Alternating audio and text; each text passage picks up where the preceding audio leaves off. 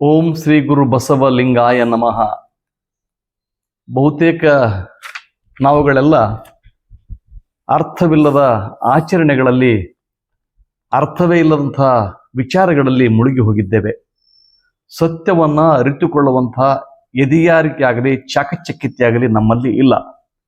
ಹಾಗಾಗಿ ನಮ್ಮನ್ನ ಯಾರು ಬೇಕಾದರೂ ಸುಲಭವಾಗಿ ಮೋಸಗೊಳಿಸಬಲ್ಲರು, ಮೋಸದ ಕಥೆಯನ್ನ ಹೇಳಬಲ್ಲರು. ಮೋಸದ ಕಥೆಯನ್ನ ಹೇಳುವ ಮೂಲಕ, ಪುರಾಣಗಳನ್ನು ಹೇಳುವ ಮೂಲಕ ಸುಂದರವಾಗಿ ಅವುಗಳನ್ನು ಹೆಣೆದಿರುವುದರಿಂದ ನಾವು ಅವುಗಳಿಗೆ ಆಕರ್ಷರಾಗ್ತೇವೆ. ಆಕರ್ಷಕರಾದಂಥ ನಾವುಗಳನ್ನು ಚೆನ್ನಾಗಿ ಒಂದು ರೀತಿಯಲ್ಲಿ ತರಬೇತಿಗೊಳಿಸಿ ನಾವು ಕಾಯಂ ಅವರ ಗಿರಾಕಿಯಾಗುವಂತೆ ಅವರು ನೋಡಿಕೊಳ್ತಾರೆ. ಅವರ ಒಡ್ಡಿದ ಬಲಿಗೆ ನಾವು ಹಂದಿಗಳು ಬೀಳುವಂತೆ ಬೀಳುತ್ತೇವೆ ಅಕ್ಷರಶಃ. ಆದರೆ ಅವರೆಲ್ಲರ ಹೊಂಚಿನ ಬಲೆಗೆ, ವಂಚಕರ ಜಾಲಕ್ಕೆ ನಾವು ಸಿಲುಕಿ ಹೋಗುತ್ತೇವೆ ಅನ್ನುವ ಯಾವ ಪರಿವೇ ನಮಗೆ ಇರುವುದಿಲ್ಲ. ಅದನ್ನೇ ಕುರಿತು ಬಸವಾದಿ ಶರಣರು 12ನೇ ಶತಮಾನದಲ್ಲಿ ಹೇಳಿದ್ದಾರೆ. ಅವುಗಳನ್ನು ನೋಡಿ, ಓದಿ ಅರ್ಥೈಸಿಕೊಳ್ಳುವಂಥ ಮನಸ್ಥಿತಿಯಲ್ಲಿ ನಾವು ಯಾರೂ ಇಲ್ಲ. ನಾವು ಕಲ್ಪನಾ ಜಗತ್ತಿನಲ್ಲಿ ವಿಹರಿಸುತ್ತಿದ್ದೇವೆ. ಆ ಕಲ್ಪನಾ ಜಗತ್ತನ್ನು ಅವರು ವಿಸ್ತರಿಸುತ್ತಿದ್ದಾರೆ.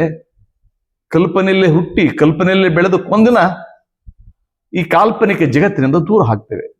ಆದರೆ ವಾಸ್ತವದ ಬದುಕು ನಮಗೆ ಎದುರಾದಾಗ ಭಯಗೊಳ್ತೇವೆ, ಮತ್ತೆ ಕಲ್ಪನೆಗಳ ಮೊರೆ ಹೋಗ್ತೇವೆ. ವಾಸ್ತವದ ಜಗತ್ತನ್ನು ನಮ್ಮ ಕಣ್ಣು ಮುಂದೆ ತೆರೆದಿಟ್ಟವರು ಶರಣರು. ಈ ವಾಸ್ತವದ ಜಗತ್ತನ್ನು ನೋಡಬೇಕಾದಾಗ ನಾವು ವಚನಗಳನ್ನು ಓದಲೇಬೇಕಾಗ್ತದೆ. ಅಲ್ಲಮ ಪ್ರಭುಗಳ ಒಂದು ಸುಂದರ ವಚನ, ಎಲ್ಲವೂ ಸುಂದರವೇ. ಇಂದು ನಾಳೆ ಮುಕ್ತಿ ಪಡೆದೆವೆಂಬ ಶಿಷ್ಯಂಗೆ ಮುಂದಳ ಮುಕ್ತಿಯ ತೋರಿದೆನೆಂಬ ಗುರುಗಳ ನೋಡಿರಿ. ನಿಮಗೆ ಮುಕ್ತಿ ಕೊಡ್ತೀನಿ ಅಂತ ಹೇಳ್ತಕ್ಕಂಥ ಗುರುಗಳ ನೋಡಿ, ಹೋಮ ನೇಮ ಜಪ ತಪಗಳ ಮಾಡಿ ತಾನುಂಡು ಫಲವುಂಟೆಂತು ಗುರು ಕುಸಿದು ಸತ್ತ. ಅದರ ಫಲವನ್ನೆಲ್ಲ ತಾನೇ ಉಂಡುಂಡು ಗುರು ಸತ್ತ, ಶಿಷ್ಯ ಹಸಿದು ಸತ್ತ. ಶಿಷ್ಯನ ಬಾಯಾರಿಕೆ ಆಗಲಿ, ಶಿಷ್ಯನ ಕನಸುಗಳಾಗಲಿ ಈಡೇರಲಿಕ್ಕೆ ಸಾಧ್ಯವೇ ಆಗಲಿಲ್ಲ. ಯಾಕೆಂದ್ರೆ ಆತ ಹೇಳಿದ್ದೆಲ್ಲೋ ಆತ ಹುಷಿ ಹೇಳಿ ಉಂಡು ಸತ್ತ, ಈತ ಹಸಿದು ಸತ್ತ ಅಂತ ಅಲ್ಲಮ ಪ್ರಭುಗಳು ಹೇಳ್ತಾರೆ. ಮುಂದಣ ಕಥೆಯ ಹೇಳುವಾತ ಮೂಢ, ಇಂದಿನ ಕಥೆಯ ಹೇಳುವಾತನೇ ಹಿರಿಯನಯ್ಯ. ಇವತ್ತಿನ ಪ್ರಸ್ತುತ ಕಥೆಯನ್ನು ಯಾರು ಹೇಳ್ತಾರೆ ಅವರು ಹಿರಿಯರು ಅಂತ ಹೇಳಿದ್ರು. ಆದರೆ ನಮ್ಮ ಪರಿಕಲ್ಪನೆ ಹೇಗಿದೆ ಅಂದ್ರೆ, ಹಿಂದಿನ ಕಥೆಯನ್ನು ಯಾರು ಹೇಳ್ತಾರೋ ಪುಣ್ಯಾತ್ಮರು, ಅವರು ದೊಡ್ಡವರು, ಹಿರಿಯರು, ವೇದಗಳನ್ನ, ಶಾಸ್ತ್ರಗಳನ್ನ, ಆಗಮಗಳನ್ನ ಓದಿದವರು ತುಂಬಾ ಹಿರಿಯರು ಅಂತಕ್ಕಂಥ ಭಾವನೆ ನಮ್ಮೊಳಗಡೆ ಇದೆ. ಅದನ್ನೇ ಅಕ್ಕಮಹಾದೇವಿ ಹೇಳ್ತಾರೆ, ವೇದ ಶಾಸ್ತ್ರ ಪುರಾಣಗಳೆಲ್ಲವೂ ಕೊಟ್ಟಣವ ಕುಟ್ಟಿದ ನುಚ್ಚು ತೌಡು ಕಾಣಿಬವು. ಅವು ಕುಟ್ಟಲೇಕೆ, ಕುಸುಕಲೇಕೆ ಅಂತ ಅಲ್ಲಮ ಪ್ರಭು ಮತ್ತು ಅಕ್ಕಮಹಾದೇವಿ ತಾಯಿಗೆ ಒತ್ತಿ ಹೇಳ್ತಾರೆ. ಆದರೂ ಅವುಗಳ ದಾಳಕ್ಕೆ ಮೀನಿನ ರೀತಿಯಲ್ಲಿ ನಾವು ಬಿದ್ದಿದ್ದೀವಲ್ಲ, ನಾವು ಇವುಗಳಿಂದ ಹೊರಗಡೆ ಬರೋದು ತುಂಬಾ ಕಷ್ಟ ಆಗಿದೆ. ವೇದ ಆಗಮ ಪುರಾಣ ಸ್ಮೃತಿಗಳಲ್ಲಿ ನಡೆದಿರುವುದು ಖುಷಿ ಅಂತ ಅಮ್ಮುಗೆ ರಾಯಮ್ಮ ಕೂಡ ಸ್ಪಷ್ಟಪಡಿಸಿದ್ದಾರೆ. ಆದರೂ ಕೂಡ ನಾವು ಪುರಾಣಗಳನ್ನು ಬಿಟ್ಟು ಬರಲಿಕ್ಕೆ ಸಿದ್ಧರಿಲ್ಲ. ಪುರಾಣ ಅಂದ್ರೆ ಏನದು? ಅದೊಂದು ಸಂಸ್ಕೃತ ಶಬ್ದ. ಪುರಾಣ ಅಂದ್ರೆ ಹಳೆಯ ಕತೆ. ಎಷ್ಟು ಹಳೆಯ ಕತೆ ಅಂದ್ರೆ 300 ವರ್ಷದ್ದು, 400 ವರ್ಷದ್ದು, 4000 ವರ್ಷದ್ದು ಹೇಳಲಿಕ್ಕಾಗದ್ರು. ಅದಕ್ಕೆ ಕಾಲ ಮಿತಿಗಳೇ ಇಲ್ಲ. ಅವ್ರು ಹೇಳ್ಬಿಡ್ತಾರೆ, ಏನು ಸಾವಿರಾರು ವರ್ಷಗಳಿಂದ. ಸಾವಿರಾರು ವರ್ಷ ಅಂದ್ರೆ ಎಷ್ಟು ಸಾವಿರ ವರ್ಷಗಳು? ಅದಕ್ಕೆ ಇತಿ ಮಿತಿ ಎಂಬುದಿಲ್ಲ. ಇತಿ ಮಿತಿ ಇಲ್ಲದಂತಹ ಕಥೆಗಳನ್ನ ಘಟಿಸದೇ ಇರುವಂತ ಸಂಗತಿಗಳಿಗೆ ಉಪ್ಪು ಖಾರ ಹಚ್ಚಿ ಹೇಳ್ತಕ್ಕಂಥದ್ದೇ ಪುರಾಣ. ಈ ಪುರಾಣಗಳು ಯಾರ ಬಗ್ಗೆ ಹೇಳ್ತಾರೆ? ಈ ಪುರಾಣಗಳು ಧರ್ಮದ ಬಗ್ಗೆ ಹೇಳ್ತಾರೆ, ದೇವರುಗಳ ಬಗ್ಗೆ ಹೇಳ್ತದೆ, ಮತದ ಬಗ್ಗೆ ಹೇಳ್ತದೆ, ಶಾಸ್ತ್ರಗಳ ಬಗ್ಗೆ ಹೇಳ್ತದೆ, ವೇದಗಳನ್ನ ಕುರಿತು ಅನೇಕ ಕಥೆಗಳಿವೆಲ್ಲ ಇವು ಪುರಾಣಗಳಲ್ಲಿ ಬಂದಿವೆ. ಇಂತಹ ಪುರಾಣದ ಕಥೆಗಳನ್ನ ಶ್ರಾವಣದ ಮಾಸದಲ್ಲಿ ನಾವು ಕೇಳಬೇಕು. ನೋಡಿ, ಮೋಸದ ಕಥೆಯನ್ನ ಮಾಸದಲ್ಲಿ ಕೇಳುವಂತಹ ಒಂದು ದುರ್ಗತಿ ನಮ್ಮೆಲ್ಲರಿಗೂ ಬಂದಿರುವುದು ತುಂಬಾ ವಿಷಾದದ ಸಂಗತಿ. ಇಂಥ ಕಥೆಗಳನ್ನು ಹೇಳುವ ಮೂಲಕ ನಮಗೆ ಅಥವಾ ನಮ್ಮ ಬುದ್ಧಿಯ ಮೇಲೆ ಒಂದು ಕಲ್ಲು ಚಪ್ಪಡಿಯನ್ನ ಎಳೆದು ಬಿಟ್ಟಿದ್ದಾರೆ. ಆ ಪುರಾಣಗಳಲ್ಲಿ ಬಹಳ ಪುರಾಣಗಳಿವೆ.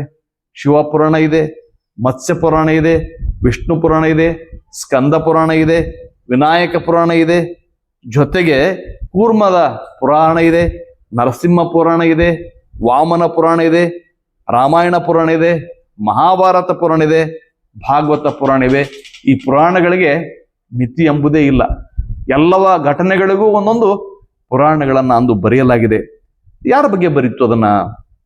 ಋಷಿಗಳ ಬಗ್ಗೆ ಬರೆದ್ರು, ಮುನಿಗಳ ಬಗ್ಗೆ ಬರೆದ್ರು, ಮುನೀಶ್ವರಗಳ ಬಗ್ಗೆ ಬರೆದ್ರು, ಸೂರ್ಯನ ಬಗ್ಗೆ ಬರೆದ್ರು, ಚಂದ್ರನ ಬಗ್ಗೆ ಬರೆದ್ರು, ವರ್ಣನ ಬಗ್ಗೆ ಬರೆದ್ರು, ನದಿ, ಹಳ್ಳ, ಕೊಳ್ಳ, ಹಳೇ ಕಾಲದಲ್ಲಿರ್ತಕ್ಕಂಥ ಎಲ್ಲ ಕಥೆಗಳನ್ನ ಈ ಪುರಾಣಗಳ ಹೆಸರಲ್ಲಿ ಬರೆದು ಇಡಲಾಯಿತು.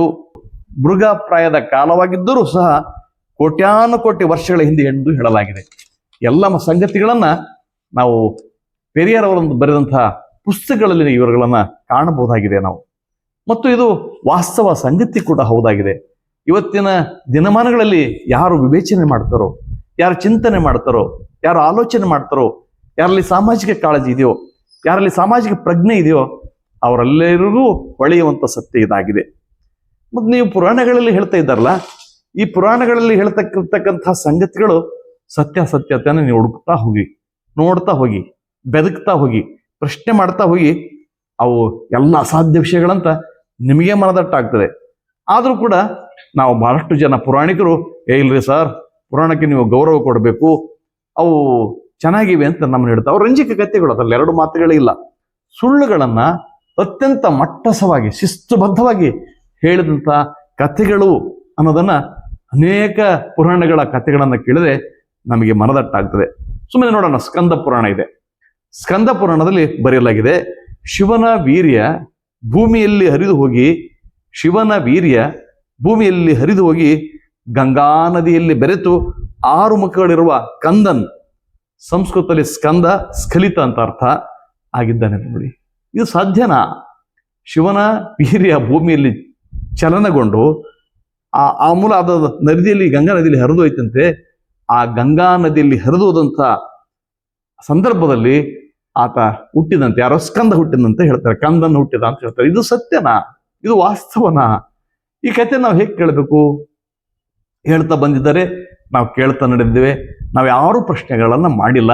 ಹಾಗಾಗಿ ಪುರಾಣವನ್ನ ಹೇಳುವಂಥವ್ರು, ಕೇಳುವಂಥವ್ರು ಇವತ್ತಿಗಿದ್ದಾರೆ. ಜೊತೆಗೆ ಗಣಪತಿಯ ಕಥೆ ಕೂಡ ಕೇಳಿ. ನಾನು ಹೇಳ್ತಕ್ಕಂಥದ್ದಲ್ಲ, ಕಥೆ ಪುರಾಣಗಳಲ್ಲೇ ಬಂದಿದೆ. ಗಣಪತಿ ಹೇಗೆ ಹುಟ್ಟಿದ, ಗಣಪತಿಯ ತಾಯಿ ಯಾರು, ಈತನ ತಂದೆ ಯಾರು, ತಂದೆಗೂ ಗೊತ್ತಿಲ್ಲ, ಮಗನಿಗೆ ಗೊತ್ತಿಲ್ಲ, ಒಬ್ಬರಿಗೊಬ್ಬರು ಪರಸ್ಪರ ಪರಿಚಯವಿಲ್ಲ. ತಾಯಿಗೆ ಮಾತ್ರ ಮಗು ಅಂತ ಗೊತ್ತು. ಆ ಮಗು ಏನೋ ಹಠ ಹಿಡಿತದೆ, ಆಕೆ ತಾಯಿ ಒಳಗಡೆ ಸ್ನಾನಕ್ಕೆ ಹೋಗ್ತಾಳೆ, ಮಗುವನ್ನ ಮಾಡಿ ಗಣಪತಿಯನ್ನ ಕೂಡಿಸ್ತಾಳೆ. ಎಂತ ಸುಂದರವಾದ ಕಥೆ ಇದೆ. ಕಥೆ ಬಹಳ ಅದ್ಭುತವಾದ ಕಥೆ, ಅದರಲ್ಲಿ ಎರಡು ಮಾತುಗಳಿಲ್ಲ. ತುಂಬಾ ಕಾಲ್ಪನಿಕ ಚಿತ್ರಣಗಳು ಆ ಕಥೆಯಲ್ಲಿ ನಾವು ಕಾಣ್ತೇವೆ. ಆದರೆ ವಾಸ್ತವ ಸತ್ಯನೋ ಆ ಕಥೆ ಹಿಂದೆ ಸುಳ್ಳಲ್ಲ. ಆಲೋಚನೆ ಮಾಡಿ ನೋಡ್ತೇವೋ, ಯಾರು ಚಿಂತಿಸಿ ನೋಡ್ತೇವೋ ಈ ಸತ್ಯ ನಮಗೆ ಅರ್ಥ ಆಗ್ತದೆ. ಯಾರು ಆಲೋಚಿಸದೆ, ಚಿಂತಿಸದೆ, ಭಾವುಕರಾಗಿ ಯಾರು ಇದನ್ನ ನೋಡ್ತಾರೋ ಅವ್ರಿಗೆ ಇದು ಅರ್ಥ ಆಗೋದಿಲ್ಲ. ಅವರು ನಿಜಕ್ಕೂ ಹೀಗೆ ಸತ್ಯವನ್ನು ಹೇಳೋರ ಮೇಲೆ ಆಕ್ರೋಶ ವ್ಯಕ್ತಪಡಿಸ್ತಾರೆ. ಆಮೇಲೆ ಈ ಗಣಪತಿ ಕುರಿತು ಇನ್ನೊಂದು ಕತೆ ಕೂಡ ಇದೆ. ಯಾರೋ ಒಬ್ಬ ಮಹಿಳೆ ಗರ್ಭದಿಂದ ಕ್ಷಣ ಕ್ಷಣನೂ ರಾಕ್ಷಸರನ್ನ ಹಡಿತಿದ್ಲಂತೆ. ಆಕೆ ಹೆರಿಗೆ ಆಗ್ತಿತ್ತಂತೆ. ಆಕೆಯ ಹೆರಿಗೆಯನ್ನ ತಪ್ಪಿಸಲಿಕ್ಕೆ, ಆ ರಾಕ್ಷಸ ಸಂತತಿಯನ್ನು ತಪ್ಪಿಸಲಿಕ್ಕೆ ಈ ಗಣೇಶ ಆಕೆಯ ಯೋನಿಗೆ ತನ್ನ ಸೊಂಡಿಲನ್ನ ಅಲ್ಲಿ ಇಟ್ಟುಬಿಟ್ಟನಂತೆ. ಹಾಗಾಗಿ ಆಕಿ ಜನನ ನಿಂತು ಬಿಡ್ತಂತೆ. ಎಂತ ಕತೆ ಇದೆಯಲ್ಲ, ಎಂತ ಭೋಗಸ್ ಇದೆಯಲ್ಲ ನೋಡಿ. ದೇವಾನ ದೇವತೆಗಳೆಲ್ಲ ಇದ್ದರೆ ಇಂತೆಲ್ಲ ಹೀನ ಕೆಲಸ ಮಾಡ್ಲಿಕ್ಕೆ ಸಾಧ್ಯನಾ? ಇದು ವಾಸ್ತವಿಕ ಸತ್ಯನಾ? ಗರ್ಭಧಾರಣೆಯನ್ನ, ಪ್ರಸವನ್ನ ನಿಲ್ಲಿಸಲಿಕ್ಕೆ ಸಾಧ್ಯ ಇದೆನಾ? ಇದು ಎಂಥ ದುರಂತದ ದಿನಮಾನಗಳಲ್ಲಿ ನಾವಿದ್ದೇವಲ್ಲ ಇವತ್ತು. ಇದು ಎ ಯುಗದಲ್ಲೂ ಕೂಡ ಯಾವ ಯುಗಗಳಿಂದ ಹೇಳ್ಕೊಂತ ಬಂದಂತ ಕಥೆಗಳನ್ನ, ಸುಂದರವಾದ ಕಥೆಗಳನ್ನ ಕೇಳ್ತಾ ನಾವು ಕಾಲಕ್ಷೇಪ ಮಾಡಬೇಕೆ? ವಾಸ್ತವದ ಬಗ್ಗೆ ಅರಿವು ಇಟ್ಟುಕೊಳ್ಳಬಾರದು. ವಾಸ್ತವದ ಪ್ರಜ್ಞೆ ಇವರಿಗೆ ಬರಬಾರದು. ತಮ್ಮ ಬಡತನಕ್ಕೆ, ತಮ್ಮ ಅನಕ್ಷರತೆಗೆ, ಈ ಅಸ್ಪೃಶ್ಯತೆಗೆ ಮೂಲ ಕಾರಣಗಳೇನು ಅಂತ ತಿಳಿಬಾರದು. ನಾವು ಅನಕ್ಷರಸ್ಥರಾಗಿದ್ದೇವೆ, ಅಕ್ಷರವಂತರೇ ಆಗಿಲ್ಲ. ಈ ಅಕ್ಷರವಂತರಾಗದಿರುವುದಕ್ಕೆ ಕಾರಣಗಳೇನು? ರಾಜಕೀಯ ಪರಿಸ್ಥಿತಿ ಹೀಗೇಕಿದೆ, ಸಾಮಾಜಿಕ ಪರಿಸ್ಥಿತಿ ಹೀಗೇಕಿದೆ, ಆರ್ಥಿಕ ಪರಿಸ್ಥಿತಿ ನಮಗೆ ದಿನದಿಂದ ದಿನಕ್ಕೆ ಕುಸಿತಾ ಇದೆಯಲ್ಲ, ಏಕೆ? ಮೇಲ್ವರ್ಗದವರು ಅಥವಾ ಮೇಲೆ ಅಂತ ಹೇಳ್ತಕ್ಕಂಥವರೆಲ್ಲ ಅತ್ಯಂತ ಶ್ರೀಮಂತಿಕೆಯಲ್ಲಿದ್ದಾರೆ, ನಮಗೆ ಮಾತ್ರ ಈ ಜೀವನ ಕೊಡಲಾಗಿದೆ, ಏಕೆ ಅಂತ ಪ್ರಶ್ನೆ ಮಾಡಬಾರ್ದು. ವಾಸ್ತವ ಸಂಗತಿ ಅವರಿಗೆ ಗೊತ್ತಾಗಬಾರ್ದು ಅನ್ನುವ ಕಾರಣಕ್ಕಾಗಿ ಹೆಣೆಯಲಾದ ಕಥೆಗಳಿವು. ನೋಡಿ, ಇವರಿಗೆ ಯಾರಿಗಾದ್ರೂ ಕೇಳ್ಕೊಂತ ಹೋಗಿ ಆ ಕಥೆಗಳಲ್ಲಿ ಹೇಳ್ತಾರೆ ರಾಕ್ಷಸ ಹೆಂಗಿರುತ್ತೆ ಅಂದ್ರೆ, ಅದು ಸುಮಾರು 1,00,000 ಅಥವಾ 10,000 ಕೊಡಗಳಷ್ಟು 10,000 ಬಂಡಿ ಅನ್ನವನ್ನಾದ ಉಣ್ತದಂತೆ, ಮತ್ತು ಸಾವಿರಾರು ಲೀಟರ್ಗಳಿರ್ತಕ್ಕಂಥ ರಾಮರಸ ಅಂತ ನೋಡಿ, ಅದು ಎಂಥದ್ದು ಕರ್ಮ. ದೇವನ ದೇವತೆಗಳು ಕೂಡ ರತಿ ಕ್ರೀಡೆ ಅಂತ ಆಡ್ತವೆ, ಜೊತೆಗೆ ಅದು ಪಾನಕವನ್ನು ಕುಡಿತವಂತೆ. ಅಂದ್ರೆ ಇವತ್ತು ನಾವು ಮದ್ಯವನ್ನು ವಿರೋಧಿಸೋ ಅಗತ್ಯವಿಲ್ಲ ತಾನೆ. ನಮ್ಮ ದೇವನ ದೇವತೆಗಳೇ ಹೀಗೆ ಕುಣಿದು ಕುಪ್ಪಳಿಸಿ ಕೇಕೆ ಹಾಗೆ ಏನೇನೋ ಕುಡಿಯುವಾಗ ನಾವು ಕುಡಿಬಾರ್ದು? ಆಲೋಚನೆಯನ್ನು ನಾವು ಮಾಡಬೇಕಾಗಿದೆ. ಆಲೋಚನೆ ಮಾಡದೇ ಇರುವಂತಹ ರೀತಿಯಲ್ಲಿ ನಮಗೆ ಏನೇನೋ ಕಥೆಗಳು ಹೇಳಿದ್ದೇವೆ. ಇನ್ನೊಂದು ರಾಕ್ಷಸನ ಕಥೆ ಹೇಳ್ತಾರೆ, ಇಡೀ ಭೂಮಿಯನ್ನ ಚಾಪೆಯನ್ನು ಸುತ್ತಂತ. ಏನಿದೆಯಲ್ಲ, ಯಾರು ಹೇಳ್ತಾರೆ ಈಗ ಅಡ್ಗಲೋಜಿ ಕಥೆಯನ್ನ?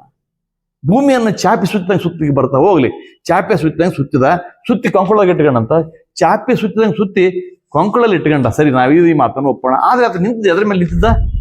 ಅದೊಂದು ಆಲೋಚನೆ ಮಾಡ್ಬೇಕಲ್ಲ. ಆಲೋಚನೆ ಮಾಡಕ್ಕೆ ಸಾಧ್ಯವಿಲ್ಲದಂತ ಕಥೆಗಳನ್ನ ಅವ್ರು ಹೇಳ್ತಾ ಇದ್ದಾರಲ್ಲ.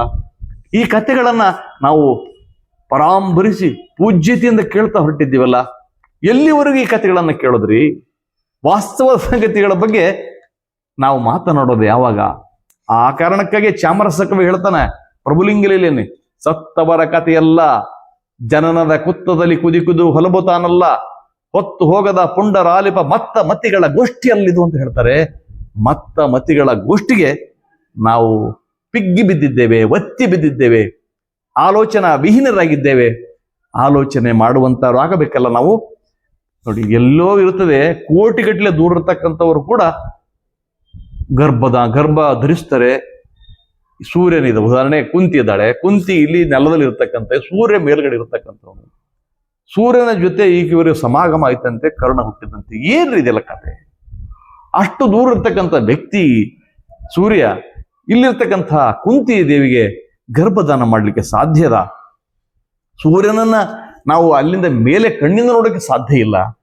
ಆ ಸೂರ್ಯ ಈ ಕುಂತಿ ಹತ್ರ ಬಂದ್ರೆ ಆಕೆ ಹೇಗೆ ತಡೆಕೊಳ್ಳುವ ಶಕ್ತಿ ಇದೆ?